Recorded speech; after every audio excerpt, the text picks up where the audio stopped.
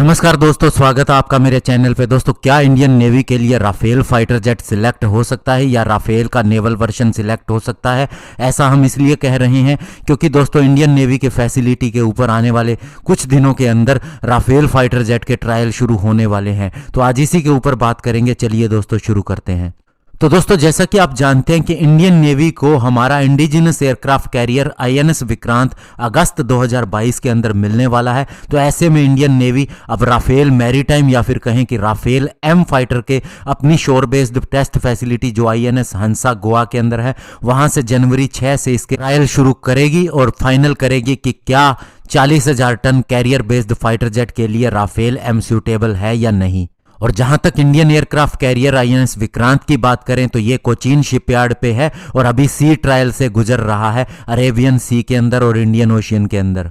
और जहां तक दोस्तों राफेल एम की बात है तो ये दोस्तों अगले 12 दिनों तक आईएनएस हंसा पे स्काई जंप फैसिलिटी के ऊपर अपना परफॉर्मेंस देगा। और इससे पहले की बात करें तो ये Rafale M principal weapon system है Charles de Gaulle aircraft carrier, जो फ्रांस का एयरक्राफ्ट कैरियर है, उसमें फ्रेंच नेवी का एक फ्लैगशिप एयरक्राफ्ट है। और साथ ही दोस्तों ये इंटर ऑपरेबिलिटी भी कर चुका है यूएस एयरक्राफ्ट कैरियर के साथ में 2008 में।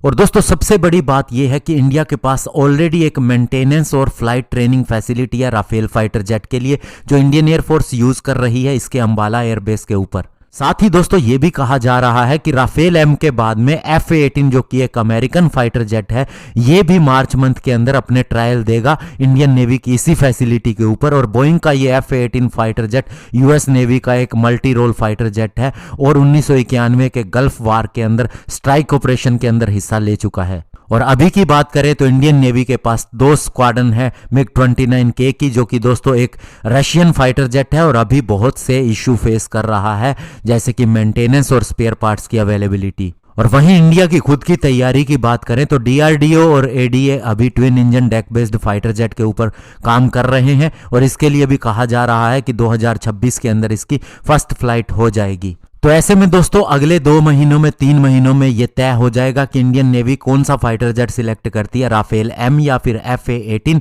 लेकिन बड़ी बात यह है कि कुछ लोगों का कहना है कि राफेल एम जो है वो ज़्यादा हल्का है, कॉम्पैक्ट है F-18 के कंपैरिजन में, इसलिए ये ज़्यादा सुटेबली ज़्यादा फिट होता है हमारे एयरक्राफ्ट कैरियर के अंदर। जबकि F-18 के लिए हमें हमारे एयरक्राफ्ट कैरियर के अंदर भी कुछ एक स्ट्रक्चरल मॉडिफिकेशन करने पड़ सकते हैं। तो ऐसे में दोस्तों देखा जाएगा कि इंडियन नेवी कौन से फाइटर जेट को सिलेक्ट करती है। धन्यवाद, जय हिंद।